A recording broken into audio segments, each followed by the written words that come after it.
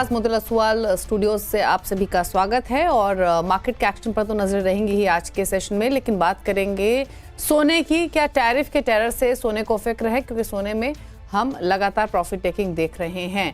Trump ने जो tariff लगाने की बात की है एडिशनल मैक्सिको पर, चाइना पर, क्या इंपैक्ट उसका होगा, इसको समझने की कोशिश करेंगे। साथ ही ये भी जानेंगे कि बेस मेटल्स पर इसका क्या इंपैक्ट देखने को मिलेगा। आज तो थोड़ा असर बेस मेटल्स पर देखने को मिल ही रहा है, लेकिन क्या यहाँ से कुछ चाल बदल सकती है, इस पर भी करेंगे बातचीत। बात करेंगे व्हीट की कि क्या ज्यादा गेहूं बिक्री से बदलेंगे हालात, प्राइसिंग के ट्रेंड्स कैसे रहेंगे, इस सब पर हम बातचीत करेंगे। और हमारे साथ है मेटल फोकस के senior consultant Harshal Baraut, wheat products promotion council के चेयरमैन अजय गोयल और कुंवरजी ग्रुप के डायरेक्टर रवि द्विवेदी भी हमारे साथ बने रहेंगे। लेकिन सबसे पहले बात कर लेते हैं गोल्ड की, क्योंकि सोने में लगातार हम नरमी देख रहे हैं। और अगर इंटरनेशनल मार्केट्स में भी देखेंगे तो 2875 के आसपास सोने का भाव आ चुका है।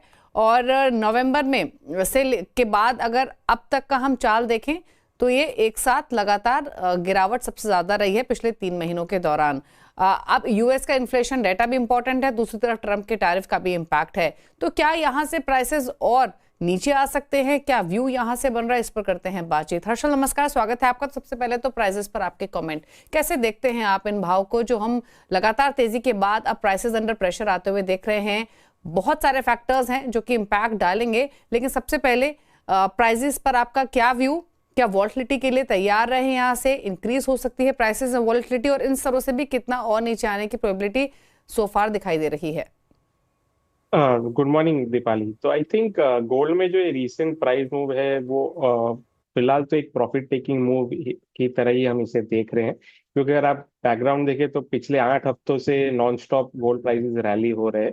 अरे वो $3000 का भी जो की साइकोलॉजिकल टेक्निकल लेवल है वो भी बहुत इंपॉर्टेंट है गोल्ड के लिए। तो शायद मार्केट उसको ब्रेक नहीं कर पा रहा है। हमने देखे कि रिसेंटली गोल्ड में 2 से 3 टाइम 2950 लेवल्स के ऊपर गोल्ड ने ब्रेक किया, बट ओवरऑल 3000 का लेवल्स जो है अभी भी वो स्ट्रॉन्ग रेजिस्टेंट लेवल्स प्रूव हो रहे हैं गोल्ड के लिए। तो आई थिंक शॉर्ट टर्म में, क्योंकि ये जो नई टैरिफ्स की अनसर्टेनिटी है वो कहीं ना कहीं यूएस इक्विटीज और ग्लोबल इक्विटीज में भी सेल ऑफ जनरेट कर रही है।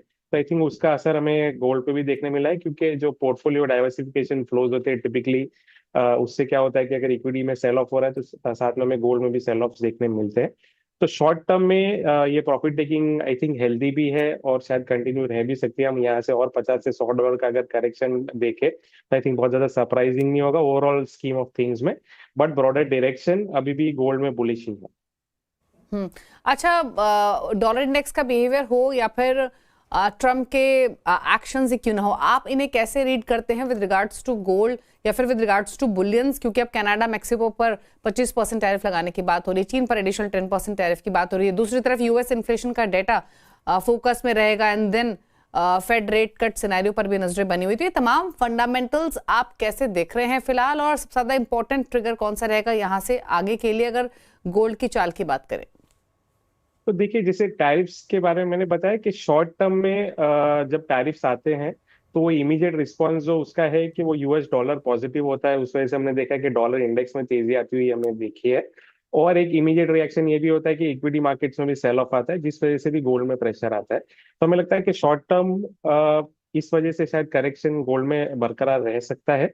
बट ओवरऑल क्योंकि tariffs global economic slow down generate करेगी और इन रिटर्न इवेंचुअली वो यूएस में भी स्लो डाउन की तरह वो ट्रांसलेट होगा, तो फिर उस वजह से फेड को भी रेट कट्स करने पड़ेंगे। तो मीडियम टू लॉन्गर टर्म ये गोल्ड के लिए पॉजिटिव है। शॉर्ट टर्म में वॉलेटिलिटी डेफिनेटली मार्केट में रह सकती है, क्योंकि गोल्ड ऑलरेडी बहुत रैली कर चुका है। तो I think short term probably negative, but medium to long term ये गोल्ड के लिए पॉजिटिव ही है। और क्या सजेशन आप अपने क्लाइंट्स को फिर मौजूदा मार्केट कंडीशन में दे रहे हैं, स्पेशली गोल्ड पर इन्वेस्टमेंट पर्सपेक्टिव से? स्टैगर्ड वे में बाइंग करें, अभी रुके, प्रॉफिट्स ले, एग्जैक्टली क्या स्ट्रैटेजी आपके हिसाब से होनी चाहिए इन्वेस्टर्स की स्पेशली?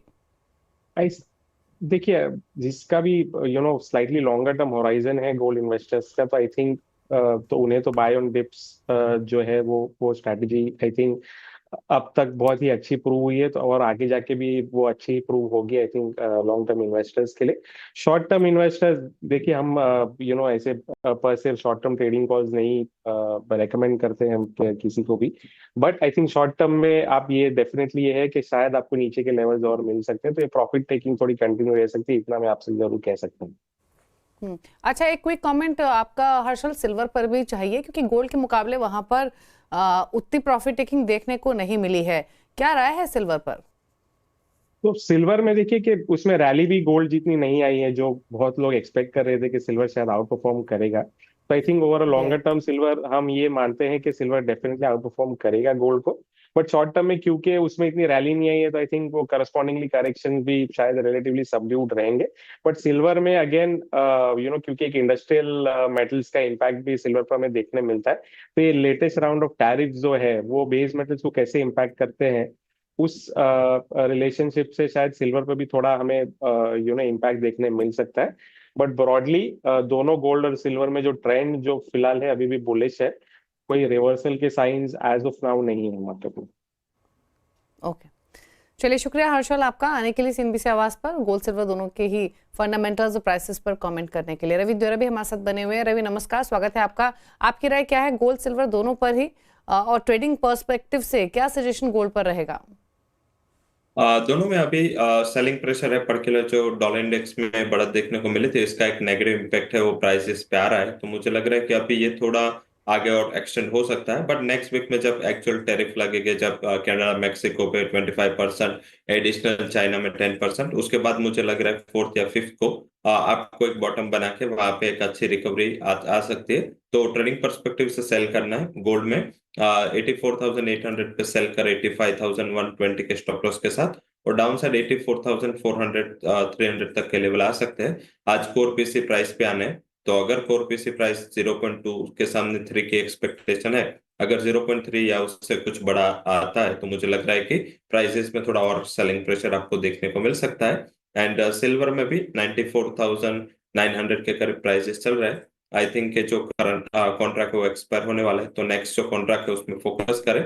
वहां पे 95,200 पे बेच के चले, with a stop loss of 95,680 and down side 94,400 तक के लेवल इंट्राडे में आते हुए दिख सकते हैं।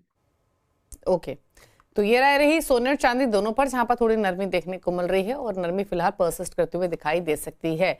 लेकिन अब बात करते हैं बेस मेटल्स की। हालांकि ट्रंप के जो भी बयान आए हैं टैरिफ्स को लेकर, फिर चाहे वो मैक्सिको की बात हो, चीन की बात हो, इंपॉर्टेंट है पूरे ही बेस मेटल पैक के लिए। लेकिन खास बात यह है कि अगर आज का कारोबार भी आप देखेंगे तो ऐसा नहीं है कि डोमेस्टिक मार्केट में बहुत वीकनेस देखने को मिल रही है। इनफैक्ट एल्यूमिनियम और जिंक में तो बाइंग देखने को मिल रही है, कॉपर स्लाइटली नेगेटिव है। तो बेस मेटल्स में जो हमने स्ट्रेंथ बनती हुई देखी वो सस्टेन कर रही है, और अब एक कंसोलिडेशन, एक दायरे में ट्रेडिंग होते हुए दिखाई दे रही है, लेकिन वीकनेस हमने नहीं सोफर आते हुए देखी है। कैसे देखते हैं पूरे ही बेस मेटल पैक को रवि?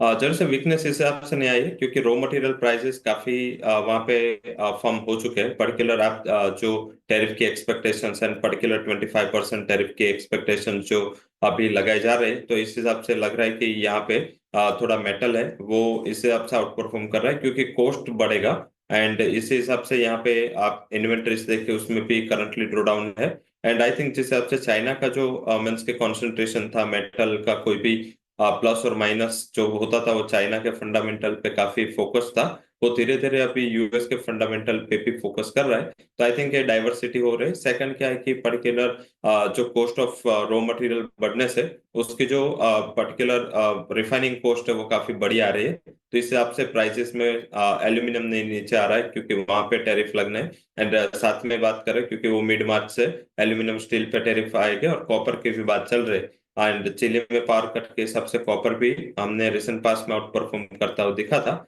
इसमें ब्राइट स्पॉट एल्यूमिनियम है। मुझे लग रहा है कि आज थोड़ा अनसर्टनिटी वाला माहौल है, थोड़ा आज वोलेटिलिटी है, पर फिर भी करंट कॉन्ट्रैक्ट प्लस है, नेक्स्ट कॉन्ट्रैक्ट में थोड़ी गिरावट है। तो वहां पे ध्यान रखें, क्योंकि आज एक्सपायर है, तो मार्च कॉन्ट्रैक्ट को आप बाय करें। 257 के करीब एल्यूमिनियम जो है वो बाय कर सकते हैं विद स्टॉप लॉस ऑफ 255.80। और अपर साइड मुझे लग रहा है कि रिकवरी आपको 2 से 3 ट्रेडिंग सेशन में 264 तक आपको एल्यूमिनियम में आते हुए दिख सकते हैं। ये ब्राइट स्पॉट है। यहाँ पे काफी ड्रॉ डाउन इन्वेंट्रीज में भी एलएमई में हुआ है। एंड जिस हिसाब से यूएस का भी स्टॉक पोजीशन है, इतना सिग्निफिकेंट स्टॉक वहां भी नहीं है वर्सेस ओपन इंटरेस्ट, तो ये कमोडिटी आउट परफॉर्म कर सकती है। अच्छा, कॉपर पर आपकी राय क्या है स्लाइटली ब्रॉडर पर्सपेक्टिव से देखें तो रवि? ब्रॉडर पर्सपेक्टिव में ड्यूटी का रेट काफी इंपॉर्टेंट है। अगर 10% लगता है तो ज्यादा इशू नहीं होगा। अगर 25% वहां भी टैरिफ के रेट आए तो मुझे लग रहा है कॉपर में और एक इजाफा देखने को मिल सकता है, क्योंकि ये एक सरप्राइजिंग पैकेज था, क्योंकि मार्केट अभी एल्यूमिनियम स्टील के तक सीमित था। इस हिसाब से आप कॉमेक्स में देखें तो गोल्ड में डिलीवरी ऑलमोस्ट 80-90% बढ़ी है, सिल्वर में भी 40% की डिलीवरी बढ़ी है, बट कॉपर में इतना ज्यादा नहीं था। तो इस हिसाब से शॉर्ट कवरिंग आया था। हालांकि अभी रेट के ऊपर मार्केट फोकस करना चाहेगा, मुझे लग रहा है कि रेट हायर ही होगा और प्राइजेस में इसका एक सपोर्ट मिलेगा। चिली में पावर कट से जो प्रोडक्शन में डेंट लगा उसका भी एक सपोर्ट वहां पे मिलेगा। अभी इकोनॉमिक पर्सपेक्टिव साथ नीचे है, अभी और थोड़ा नीचे आए तो बाइंग डिप्स की स्ट्रेटेजी रख सकते हैं। 854 बाय करें विद स्टॉप लॉस ऑफ 848, अपर से टारगेट 864 होगा। ओके, चलिए, तो ये बात हुई पूरी ही बेस मेटल पैक की। अब फटाफट से एक नजर डाल लेते हैं कच्चे तेल पर भी, जहां पर इंटरनेशनल मार्केट्स में अगर आप देखेंगे तो ब्रेंट $73-74 के बीच में कारोबार करते हुए दिखाई दे रहा है। और अगर घरेलू बाजार में देखें प्राइसेस तो बिल्कुल फ्लैट है, कोई खास एक्शन है नहीं। रेंज बाउंड ट्रेडिंग यहाँ भी होते हुए दिखाई दी है। 6123 के आसपास डोमेस्टिक मार्केट में कारोबार करते हुए MCX पर कच्चे तेल पर आपका क्या व्यू रहेगा? इकोनॉमिक अनसर्टेनिटी तो अभी भी बनी हुई है, लेकिन यहाँ से प्राइसेस क्या रेंज में ही रहने की प्रोबेबिलिटी है Ravi? All over southward direction रहेगा, क्योंकि पर्टिकुलर जिस हिसाब से यूएस एंड अदर अलाई है वो अपना प्रोडक्शन रैंप अप कर रहा है। ओपेक प्लस वाले जो है वो अभी प्रोडक्शन इंक्रीज शायद अप्रैल में ना करे, बट जो भी कंट्रीज है वो इराक ने भी 30 डेज का विंडो ओपन कर दिया कंपनियों के लिए। तो आई थिंक आगे अगर ईरान कुछ इश्यू नहीं आता है तो मुझे लग रहा है कि यहाँ पे एक जो डायरेक्शन है वो क्लियर है, एंड यहाँ पे average rise would be a good selling opportunity. यहाँ पे ट्रेंड वीक हो चुका है, and economic factor and perspective से भी देखें तो यूएस के मैक्रो काफी विकार है। तो आई थिंक इस हिसाब से लग रहा है कि ये जो टैरिफ है वो दूसरे कंट्री को तो प्रॉब्लम कर रहा है बट खुद यूएस को भी कर रहा है। तो इस हिसाब से डिमांड का पर्सपेक्टिव वहां पे एक लेगाड है, वहीं सप्लाई इनफ है। तो आई थिंक सेल करके चलना चाहे।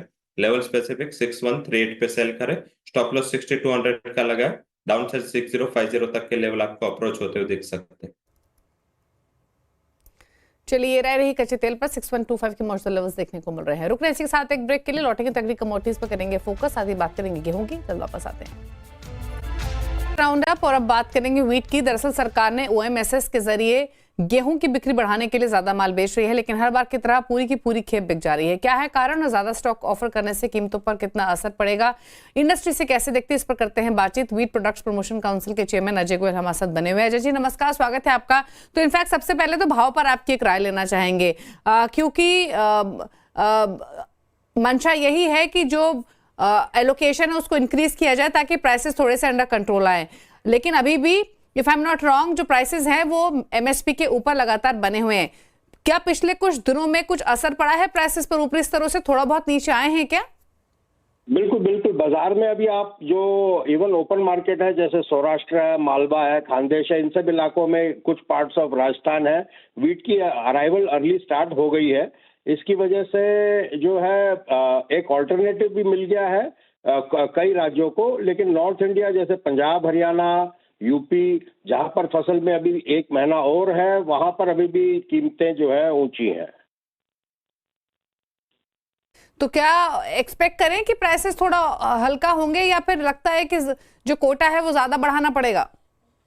नहीं, अब जो है ज्यादातर कई राज्यों की भूख खत्म हो जाएगी, क्योंकि नए फसल की जो है अच्छी खासी अराइवलें शुरू हो गई है, खासतौर पे MP एरिया में, सौराष्ट्र में।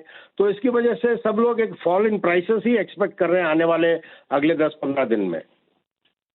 ओके, तो यानी जो फिर जो बफर स्टॉक के लिए व्हीट प्रोक्योरमेंट होती है वो कब से एक्सपेक्ट करें? क्या मानकर चले कि नेक्स्ट मंथ से कुछ स्टेट्स में शुरू हो जाएगी और फिर अप्रैल से बाकी स्टेट्स में? हाँ, गवर्नमेंट का जो प्रोग्राम है वो रोल आउट करेगी, लेकिन जो असली प्रोक्योरमेंट है वो होली के बाद और बैसाखी के आसपास ही होती है। ओके ओके, अच्छा, फिर भाव को लेकर आपकी राय क्या है? ओवरऑल किस तरीके की पैदावार दिखाई दे रही है? भाव को लेकर क्या स्थिति देख रहे हैं आप? भाव को लेकर तो अगले महीने भर में जो है 1-2 रुपया किलो जो है घट सकता है, मामूली बात है, क्योंकि जो है प्रेशर बन जाएगा। एक भूचाल सा आने वाला है, गेहूं का 100 मिलियन टन प्लस की क्रॉप है, तो उसकी वजह से जो है जो मार्केट्स है वो एक बार स्टेबलाइज हो जाएंगे 10-15-20 दिन में, जब ऑल इंडिया अच्छी खासी अराइवल्स होने लग जाएंगी। ओके, तो यानी मानकर चलें कि अगले महीने भर बाद प्राइसेस थोड़े से स्टेबल होते हुए दिखाई देंगे अजय जी? बिल्कुल बिल्कुल बिल्कुल बिल्कुल। ओके अच्छा, ओवरऑल डिमांड कैसी दिखाई दे रही है? क्योंकि जिस तरीके से हम ओएमएसएस को रिस्पांस देख रहे हैं उससे तो यही लग रहा है, जैसे आपने भी कहा कि जो स्टेट्स की को जितना चाहिए वो उतना मिल पाएगा, उनको जो भूख है वो खत्म हो जाएगी, तो प्राइसेस अंडर कंट्रोल आते हुए दिखाई देंगे। फिलहाल जो डिमांड है क्या कुछ स्पेसिफिक ज्योग्राफीज या रीजन है जहां से ज्यादा बनी हुई है? नहीं, ऐसे कोई खास डिमांड नहीं है। सब लोग वेट कर रहे हैं कि प्राइसेस घटे तो जो उनको थोड़ा इकोनॉमिक पोसाने लगे, बिस्किट बनाना या जो भी एक्टिविटी मैन्युफैक्चरर कर रहा है। इस हाई प्राइसेस में सबका पड़ता उल्टा था, तो एक बार प्राइसेस फॉल होंगी तभी डिमांड थोड़ी सी पिकअप होगी। अच्छा, फिलहाल अगर हम ऑन एन एवरेज देखें तो क्या भाव फिलहाल होलसेल मार्केट में देखने को मिल रहा है वीट का? क्योंकि हम अगर इस महीने की शुरुआत की बात करें तो 3000 से भी ज्यादा का भाव था पर क्विंटल, अभी फिलहाल क्या भाव है? देखिए, लगभग दिल्ली में आज की तारीख में 3150 के आसपास के भाव हैं, और ऑल इंडिया जो है 1-आध रुपया जो है जरूर बाजार घटाई है। ओके, चलिए शुक्रिया अजय जी आपका इस खबर पर कमेंट करने के लिए। तो प्राइसेस थोड़े हल्के जरूर हुए हैं लेकिन अभी भी हायर साइड पर बने हुए हैं, लेकिन एक्सपेक्टेशंस ये है कि स्टेबिलिटी प्राइसेस में आते हुए दिखाई देगी यहाँ से गोइंग फॉरवर्ड। जब अराइवल्स आना शुरू हो जाएंगी, बफर स्टॉक के लिए भी प्रोक्योरमेंट अगले महीने से शुरू हो जाएगा, तो वो एक इंपॉर्टेंट डेवलपमेंट रहेगी। लेकिन रवि, वीट प्राइसेस पर आपकी राय क्या है? अभी भी जैसे अजय जी ने भी कहा, दिल्ली जैसे मार्केट में 3100 के आसपास भाव है। फरवरी की शुरुआत में हमने 3000 के ऊपर प्राइसेस देखे थे, थोड़ा सा बहुत ही नीचे आए हैं, बहुत ज्यादा हल्के नहीं हुए हैं भाव। जैसे इंटरनेशनल मार्केट में भी प्राइसेस काफी फर्म है वीट के, और डोमेस्टिक मार्केट में भी देखें तो कंपेरेटिव लास्ट ईयर के अगर बात करें तो प्राइसेस काफी हायर है। एंड ये हायर होने के रीजन जो रिसेंट पास्ट में जो अपसाइड प्राइस आए थे उसका रीजन भी था, वेदर थोड़ा चैलेंज भी कर रहा है। जो अभी यूपी में टेम्परेचर की एक्सपेक्टेशन है एंड जो उसके स्विंग वाले इलाके में टेम्परेचर की एक्सपेक्टेशन बढ़ी है, तो इससे शायद यील्ड कमजोर हो गया ऐसा मार्केट मान रहा है। तो मुझे लग रहा है 3000 का जो बेस है वो बना रहेगा। एंड डेली बेस बात कर रहा हूँ प्राइसेस की, तो मुझे लग रहा है कि वहां पे ये बेस नीचे नहीं आना चाहिए और अपर साइड 3250 पे कैप होगी, क्योंकि वैसे भी हायर प्रोडक्शन की उम्मीद थी लास्ट ईयर के कंपैरिजन से। एटलीस्ट 3% तक हायर की उम्मीद थी। 112 113 के सामने 115 की उम्मीद मार्केट करके बैठा था। बट मुझे लग रहा है कि प्राइसेस में एंड सिचुएशन वाइज देखे तो ये सबके लिए विन विन सिचुएशन। अगर 3000 के करीब प्राइसेस रहते हैं तो इंडस्ट्री को भी इतना ज्यादा कॉस्ट नहीं है। साथ में बात करें तो फार्मर के लिए भी एक पॉजिटिव होगा, क्योंकि 3000 के प्राइस फार्मर के लिए अच्छे ही प्राइसेस मानने चाहिए। जब अराइवल स्टिप होगी, चालू होगी, मुझे लग रहा है कि अराउंड मिड मार्च तक ये सॉल्यूशन हो जाएगा और वहां पे अराइवल आना स्टार्ट होगा। तब मुझे लग रहा है कि नीचे यहाँ से 100-125 पॉइंट की गिरावट आ सकते हैं, बट 3000 के करीब बेस बना रहेगा। अच्छा रवि, इसके अलावा अगर अग्री बाजार को देखें तो कोई बहुत ज्यादा एक्शन नहीं है। स्पाइसेस के पैक में प्रेशर बना हुआ है। जीरा एक है जो कि पिछले 2-3 सत्रों से थोड़ा बाउंस बैक कर रहा है। ग्वार पैक में कोई खास एक्शन नहीं है। Cotton seed oil cake already हल्का हो चुका है। कोई ट्रेडिंग स्ट्रेटेजीज यहाँ पर आइडेंटिफाई की हैं क्या अगर पूरे एग्री बास्केट की बात करें? कॉटन सीड ऑयल केक में सेलिंग का रिकमेंडेशन होगा। पूरा कॉटन बास्केट में गिरावट है। मुझे लग रहा है कि यहाँ पे सेलिंग प्रेशर और एक्सटेंड हो सकता है। जिस हिसाब से हम ट्रांजिट कर रहे हैं इन वेदर, जब भी गर्मी बढ़ती है, एक सीजनलिटी इसके लिए नेगेटिव है। आज थोड़े प्राइसेस ऊपर है, ये लेवल से शॉर्ट करना एडवाइजेबल होगा। 2655 से 60 के करीब बेचे, स्टॉप लॉस लगा है 2680 और डाउन साइड 2600 तक के लेवल की उम्मीद करनी चाहिए। वही मुझे लग रहा है कि सेकंड जो सेलिंग की रिकमेंडेशन होगी वो टर्मरिक पे रहेगी।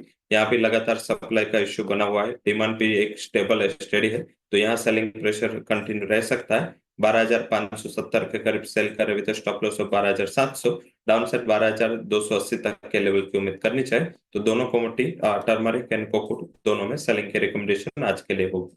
ओके, तो कॉटन सीड ऑयल केक और टर्मरिक दोनों ही लाल निशान में है, दोनों में ही बिकवाली के ट्रेड आप इनिशिएट कर सकते हैं, ये सजेशन रहेगा।